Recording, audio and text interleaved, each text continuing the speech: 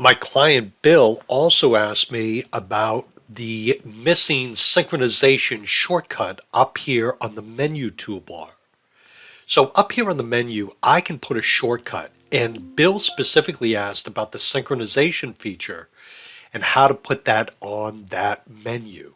So I'm going to right click while I'm up on this gray area, and I'm going to choose Customize. When I do that, I'm going to come down here to where it says Commands.